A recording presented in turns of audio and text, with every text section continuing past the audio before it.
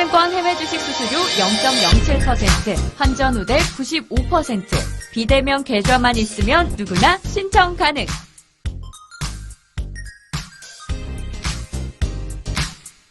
원금 손실 발생 시 투자자 귀속에 유의하세요.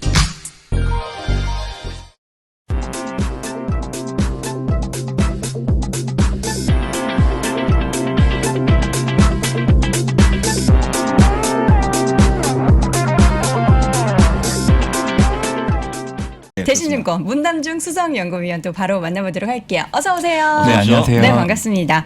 어제 또 시장이 또 반등을 해줘서 네, 네. 기분 좋게 하루를 시작했는데 네. 아까 전에도 이제 방금 문 의원님 이야기를 했어요. 네. 무슨 얘기했는지 혹시 아시나요?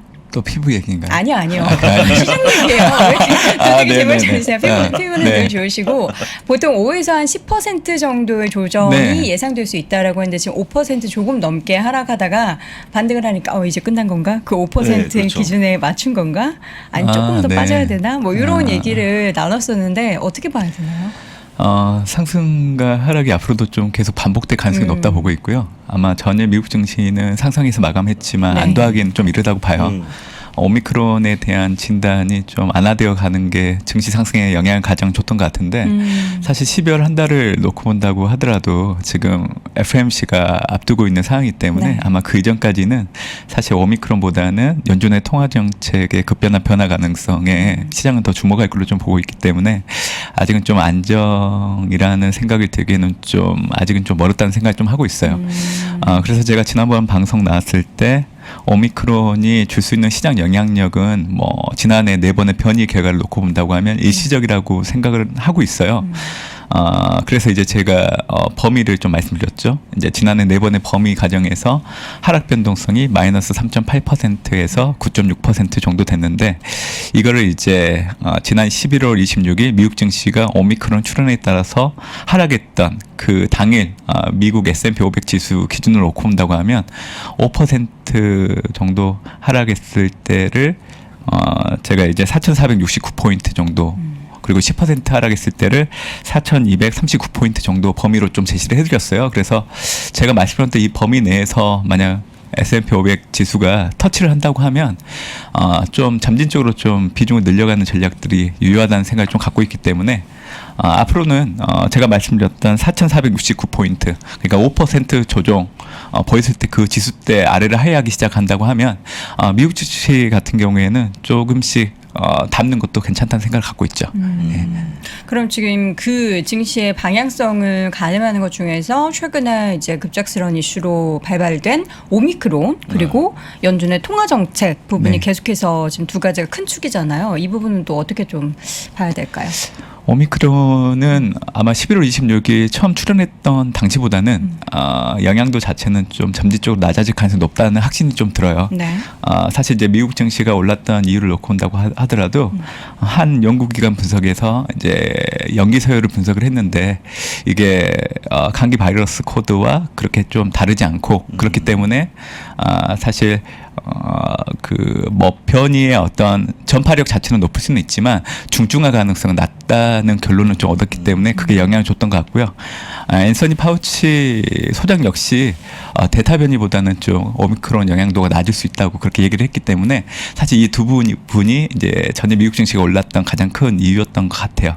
그래서 오미크론은 앞으로 증시 영향도는 좀 낮아질 수 있는데 어차피 이번 주에 발표가 되잖아요. 오미크론 관련된 전파력과 영향에 대해서 이제 정식적인 이제 연구 결과가 나오기 때문에 사실 그 결과가 나오기 이전까지는 우리가 좀 안도의 한숨을 내쉬기에는 좀 어려운 부분들은 있다고 봐요. 왜냐하면 보통 아마 시나리오로 접근을 할 거예요. 그래서 최악의 시나리오가 나온다고 하면 또 증시는 요동칠 수 있거든요. 그렇죠. 그래서 저는 정식적인 연구 결과가 나오는 이번 주까지는 그래도 좀 오미크론 관련해서는 변동성이 있을 수 있다. 그런 결론 좀 하고 있는 거고요. 네. 저는 사실 오미크론보다는 이제는 이제 연준의 통화정책 정상에 주목을 해야 된다 생각을 해요. 지난주 3일 발표된 미국의 11월 고용지표를 보면 비농업 부분 고용자 수는 21만 건, 부진하게 나왔는데 또 실업률은 의외로 또 내려갔단 말이에요. 4.2% 정도로. 근데 이 실업률이 4.2%까지 내려왔다는 거는 지난해 코로나19가 발생하기 이전 미국의 실업률이 3.5% 전후였어요. 그러니까 지금 사실 연준이 통화정책을 긴급하게 좀 매파적으로 옮긴다고 해도 전혀 문제가 되지 않을 것 같아요. 실업률 수치만 놓고 본다고 하면. 근데 이제 제가 지난주 이제 말씀드릴 때 비농업 부분보다 실업률보다는 사실은 시간당 평균 임금을 주목하는 게 중요하다 얘기를 해드렸는데 사실 좀 0.1%포인트 좀 낮게 나왔지만 그래도 4%대 후반에서 움직이는 흐름이라고 하면 향후 임금 상승에 따른 높은 물가 상승이 지속될 수 있다는 우려들이 여전히 높아질 수 있기 때문에 아마 테이퍼링이 좀 빨라지고 기준금리가 좀 일찍 시작될 수 있다는 쪽으로 계속 시장에서는 해석할 가능성이 상당히 높다고 보고 있습니다. 사실 테이퍼링이 이제 시행된 이후에 매달 150억 달러씩 하게 되면 내년 6월에 끝나는 게 맞아요. 근데 제가 보기에는 11월, 12월은 150억 달러씩 할 것 같고 내년 1월부터는 300억 달러씩 할 것 같아요. 그렇게 된다고 하면 내년 3월이면 테이퍼링이 끝납니다. 그렇게 된다고 하면 당연히 기준금리를 올리겠죠. 사실 기준금리를 올리는 시장에서 예상했던 거는 내년 이제 말이었는데 그게 조금 빨라져서 이제 7월까지 왔다가 이제 최근 분위기로는 거의 6월에 하는 것 같아요.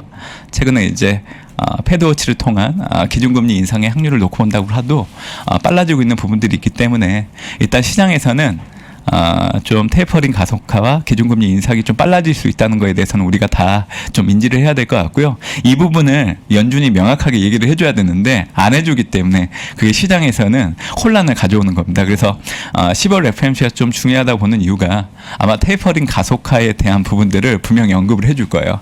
그렇게 된다고 하면 당연히 시장에서는 기준금리가 빨라질 수 있다는 거에 대해서 어느 정도 확신을 가질 수 있기 때문에 사실 FOMC가 끝나게 되면 불확실성이 좀 해소되는 거죠.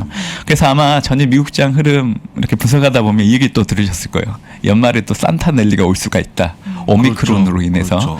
근데 이제 저도 사실 오미크론으로 인해서 오는 거 여부보다는 올해는 성찬절 전후로 연말 산타넬리가 좀 가능하다고 그렇게 좀 보는 이유가 오미크론으로 인해서 이제 미국 증시가 좀 조정을 받아야 되는 국면에서 조정을 받았잖아요. 그러니까 한결 가볍게 위로 올라갈 수 있는 체력을 좀 보유했다 보고 있기 때문에 12월 하반월 정도 되면 아마 지금 분위기랑 많이 달라질 겁니다. 그래서 FOMC 이전에 좀 증시가 흔들린다고 하면 여러분들이 좀 그동안 좀 사고 싶으셨던 좋은 미국 주식 아니면 전 개별 주식 투자는 좀 어렵다 그러면 ETF를 통해서 미국의 대표 지수 투자하는 상품들을 좀 사 놓으시면 이번 달 하반월 때 좀 웃으면서 성탄절을 따뜻하게 보내지 않을까 생각을 해요. 성탄절 얼마 남았습니까? 성탄절이요? 지금이 7일이니까 얼마 안 24일에다 남았잖아요. 7 빼면 올해 성탄절 말씀하신 거 맞죠? 내년 예, 아니 올해입니다. 올해.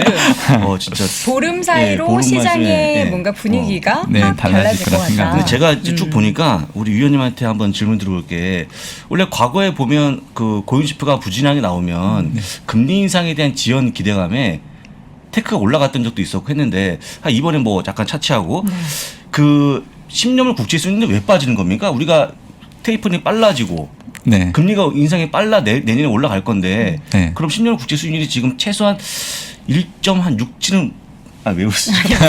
아니 문 의원님이 떨어뜨린 게 아닌데 그렇죠. 아니. 왜 떨어뜨리냐는 식으로 얘기하시는 왜 떨어지는지를 혹시 네. 알고 있는지 네, 네. 여쭤보는 궁금하셨어요? 건데. 아마래도 이제 금리의 흐름들은 지금 오미크론이 좀 진정되어 가고 있다는 부분들을 발빠르게 좀 반영은 못 하고 있는 것 같아요. 그러니까 이제 11월 26일 날 오미크론 출현하고 나서 그때 이제 미국채 10년물 금리가 1.4%대로 크게 떨어졌잖아요. 맞아요. 그리고 나서 지금은 조금씩 올라오긴 하는데 증시가 올라오는 속도보다는 채권 금리가 지금 현재 반영하고 있는 미국의 뭐 경기 흐름이나 오미크론에 대한 상황들에 대해서는 여전히 불안하게 좀 바라보고 있는 거죠.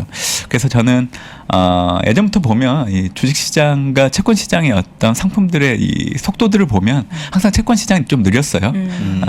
좀 이제 뒷북을 치는 경우들이 네. 많았죠.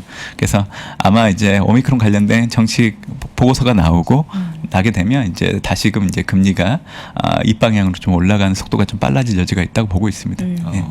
자, 그렇다면 이제 단기적으로 이번 주에 걸쳐서 우리가 좀 지켜봐야 돼, 체크해봐야 될 이슈들이 좀 꽤 있는 것 같아요. 어떤 부분을 좀 봐야 되나요? 이번 주에서 상당히 이벤트가 네. 많은데요. 사실 이제 증시에 뭐 긍정적으로 작용할지 안 할지 여부하고 상관없는 이벤트부터 말씀드리면 네. 일단 중국의 중앙경제공작 회의가 이제 8일부터 시작이 되죠. 내년도 경제정책 방향을 아우를 수 있는 걸 확인할 수 있는 대표적인 이벤트라 보시면 될 것 같은데 올해 같은 경우에는 민간 기업에 대한 규제가 있었기 때문에 네. 이 부분을 좀 완화시켜줄 수 있는 정책들이 나올지에 좀 주목을 해야 된다 보시면 될 것 같고요. 아마 내년도 경제 성장률에 대한 관심들이 많이 높아질 겁니다. 내년도 지금 전망치가 5% 정도 나오고 있는데 거의 중속 성장 정도를 염두에 두시면 될 것 같아요. 그래서 그 틀에서는 크게 변함이 없을 걸로 좀 보고 있어서 어떻게 보면 신흥국의 이벤트죠. 그래서 중국 쪽 이벤트 보시면 좋을 것 같고 또 9일날 또 미국의 바이든 대통령이 민주주의 또 정상회담을 110개국을 초청해서 열게 됩니다. 사실 권위주의의 대표적인 국가라고 하면 뭐 러시아가 대표적이겠죠. 그래서 이런 국가들을 견제하는 차원에서 하는 뭐 정상회담인데 뭐 크게 증시에는 의미는 없을 것 같아서 이거는 좀 넘어가도 괜찮을 것 같고요. 그 다음으로 좀 봐야 될 게 결국에는 헝다그룹의 디폴트 우려인 것 같습니다. 지난 3일날 밤에 긴급적으로 좀 얘기를 했었는데 2억 6천만 달러에 되는 이제 달러 채권 이자 지급을 못한다는 걸 공시를 했기 때문에 아마 이번 좀 불안으로 작용할 여지는 있지만 인민은행이 또 지급 준비율을 인하를 했기 때문에 좀 상쇄시킬 가능성이 상당히 높다 보고 있습니다. 결국 중국 정부도 민간 기업들에 대한 우려들이 높아지는 시점에서 경기 회복을 저해한다고 하면 액션을 취할 수 있다는 것들을 보여줬기 때문에 아마 인민은행의 지준금을 좀 낮춰줬다는 거는 아마 이번 주 신흥국 전반적으로 좀 원폭으로 작용하는 여지가 될 여지가 있다고 그렇게 좀 해석을 하고 있고요. 결국 이번 주 좀 중요하게 봐야 되는 건 다시 물가 얘기를 해야 될 것 같아요. 10일날 발표되는 미국의 11월 소비자 물가가 중요하다고 생각을 하고 있는데 전년 동월 대비 5.8에서 최대 6.7까지 지금 현재 예상이 되고 있는 상황이에요. 물가가 높게 나온다고 하면 테이퍼링 가속화, 기준금리가 빨라질 수 있다는 시장 해석이 높아질 수밖에 없기 때문에 예상치대로 나온다고 하면 사실은 이제 시장이 다시 변동성이 높아질 수 있는 여지가 될 걸로 좀 보고 있어서 사실 10일날 발표되는 미국의 11월 소비자 물가에 대해서는 좀 관심 있게 좀 봐야 된다는 생각을 하고 있고요. 또 하나는 지금 현재 3일 처리 시한으로 있었던 이제 일시적 업무 중단과 관련된 미국의 임시 예산이 일부 통과됐다는 부분들도 염두에 두실 필요가 있다고 보고 있습니다. 다만 디폴트 처리와 관련된 부분들은 합의를 못 봤어요. 그래서 이제 이거에 대해서는 이번 달 이제 하반월 때 좀 처리를 해야 되는 부분들이 있는데 좀 시장에서는 우려로 작용할 수 있는 부분들은 있는 것 같아요. 그러니까 제가 이렇게 얘기해드리는 이유는 여전히 우리가 좀 관심 있게 봐야 되는 굴곡이 있을 만한 이벤트가 있기 때문에 전일 미국 시장 흐름이 좀 올랐다고 해서 앞으로도 좀 추세가 이어질 거라고 이렇게 단정짓기보다는 FOMC 이전까지는 일단 좀 시장에 대해서 좀 관심 있게 제 3자의 입장에서 지켜보시는 것도 하나의 좋은 방법이 되지 않을까 생각을 하고 있습니다. 네. 네. 일단 쭉 말씀해 주신 것 중에서 우리가 기대를 해볼 수 있을 법한 얘기는 크리스마스 전으로 해서 시장이 다시금 좀 분위기가 네, 확실하게 그렇습니다. 좀 상방으로 열릴 것이다 라는 이야기고 이제 좋은 종목들 뭐 종목이 좀 어렵다면 ETF로 골라보라 이런 그렇죠. 말씀도 해주셨는데 이 연구위원님이 처음으로 ETF 종목을 하나 가지고 오셨어요. 드디어. 종목을 얘기한 적이 없으셨는데. 그죠? 사실 이 문 의원님께서 ETF 관련된 책을 내신 걸로 알고 있거든요. 네. 근데 단 한 번도 언급을 안 해주셔 저희가 네. 계속 네. 삼고초를 했잖아요. 네, 그렇죠. 네. 드디어 가지고 오셨네요. 네. 사실은 제가 내년도 시장을 상대적인 안정성을 좀 컨셉으로 잡고 얘기를 드리고 있거든요. 그러니까 이제 좀 내년도 시장이 올해보다는 투자 난이도가 많이 높아질 걸로 좀 보고 있는데 저는 12월 증시가 특히 오미크론으로 인해서 최근에 이제 미국 증시가 조정을 받았기 때문에 내년도를 대비해서 어떤 상품들에 대한 스위칭을 하기에는 좋은 시점이라고 좀 생각을 하고 있습니다. 그래서 최근처럼 좀 주가가 좀 떨어진 시점에서 만약에 어떤 상품들을 좀 매수해 놓으면 사실 내년도 좀 수익률이 좀 좋을 수 있다는 생각이 있기 때문에 그래서 오늘 준비한 게 이제 고배당 ETF를 좀 갖고 왔습니다. 네. 저는 내년도 섹터든 스타일이든 고배당과 관련된 컨셉으로 접근을 해야 된다 생각을 해드리고 있는데 제가 내년도 미국 증시 내에서 섹터를 말씀드릴 때도 2010년에서 2019년 배당이 높았던 섹터를 보면 에너지와 산업재가 해당이 됐고요. 내년도 S&P 500 지수의 EPS 증가율을 놓고 온다고 하더라도 이익 모멘텀이 큰 섹터가 에너지와 산업재입니다. 그래서 내년도 섹터를 접근하실 때는 이 두 가지 섹터를 좀 중심으로 좀 보시면 좋을 것 같고요. 이제 섹터보다는 나는 고배당 종목들을 포트폴리오로 가지고 있는 ETF로 투자를 하고 싶으시다 그러면 저는 티커 VIG 그러니까 이제 뱅가드 고배당 ETF가 있습니다. 이 ETF 같은 경우에는 최근 10년 동안 꾸준하게 배당을 한 기업들 그리고 상위 25% 이내에 들어가는 기업들을 위주로 그동안 이제 스위칭을 해오면 운영을 해왔기 때문에 사실 이벤트에 대한 굴곡 없이 꾸준하게 성과가 좋았던 대표적인 ETF예요. 그래서 제가 사실은 이제 ETF 미국 주식을 한국에서 어떻게 보면 분석했던 초창기 멤버 중에 한 명인데 그때부터 연도별 수익률을 놓고 온다고 하면 사실 뭐 어떤 이벤트에 따라서 어떤 상품들이 좋다고 쫓아가서 수익을 하는 게 그게 쉽지는 않더라고요. 그렇죠. 근데 연간으로 그냥 가지고만 있어도 꾸준하게 수익이 내는 대표적인 상품이 이 배당과 관련된 ETF였던 걸 확인했기 때문에 저는 12월 달 지금 현 시점에서 내년을 염두에 두신다고 하면 티커 VIG, 뱅가드 고배당 ETF들을 좀 주목하시면 좋을 것 같고요. 네. 한 가지 전제 조건 좀 드리고 싶은 얘기는 저는 매달 사셨으면 좋겠어요. 매달요? 꾸준하게. 네. 월급 받으면 일부 계속 모아가는 5년 이상. 5년 이상 네. 꾸준히 2호 종목만 네. 꾸준히 사도 네. 수익과 함께 네. 기대할 수 있는 만한 네. 그런 게 있다. 네. 오. 그리고 제가 네. 시간이 되진 네, 않을지 됩니다. 모르겠지만 저는 이제 증시를 분석할 때 경기 순환과 주식 시장 전개 과정을 상당히 중요시 하는데 네. 사실 올해 내년을 놓고 온다고 하면 미국 경기를 놓고 봤을 때 어느 누구도 좋을 거라고 얘기를 안 하시는 분들이 있어요. 근데 이거를 과거 4차례 글로벌 위기를 반영해서 분석을 해보면 네. 올해 미국 경기 순환을 놓고 봤을 때 3월 달에 경기 호황에 진입을 한 상황입니다. 그래서 앞으로 5년 6개월 동안은 미국이 경기 호황 국면에 놓여질 가능성이 상당히 높아요. 그래서 내년은 이제 좀 주춤할 수 있지만 2023년은 미국 경기가 거의 호황 국면에 접어들게 되기 때문에 사실 12월 달에 이런 고배당 ETF 같은 거를 사서 매달 꾸준히 적립을 해 놓으면 네. 2023년과 2024년도 되면 배당 차익뿐만이 아니라 가지고 있는 기업들의 시세 차익까지 노릴 수 있기 때문에 좋은 수익들을 충분히 거둘 수 있다는 생각이 있어요. 그래서 저는 3프로 TV를 보시는 투자자분들이 그냥 지금 당장의 어떤 시장에 뭐 좌지우지 되기보다는 미국의 경기 순환을 놓고 봤을 때 지금부터 좀 고배당 ETF 같은 것들을 꾸준히 적립을 해 놓으신다고 하면 앞으로 2년 뒤에 상당히 웃음 지을 수 있지 않을까 생각을 하고 있습니다. 네. 네. 여기 탑10 홀딩스 예. 그러니까 뭐가 탑10 있습니까? 종목들 보니까 뭐 다 대단한 종목들이에요. 뭐 마이크로소프트, JP모건, 존슨앤존슨, 월마트, 뭐 유나이티드 헬스그룹, 홈디포 뭐 이런 종목들이 있는데 사실 뭐 종목의 비중이나 종류들이 살짝 바뀌긴 하지만 이런 굵직한 뭐 10개 종목들은 크게 변하지 않잖아요. 네, 그렇죠. 저는 이제 기본적으로 미국 주식 하시는 분들 중에서 정말 큰 변동성을 이용해서 단기 수익을 노리는 분들도 계시지만 이런 VIG 같은 좀 굵직한 네. 종목들을 해서 안정적으로 좀 맘 편하게 투자하셨으면 좋겠는데 네. 또 알맞은 그런 네. ETF를 소개해 주셨네요. 네. 다음 시간도 기대해도 네, 되겠죠? 알겠습니다.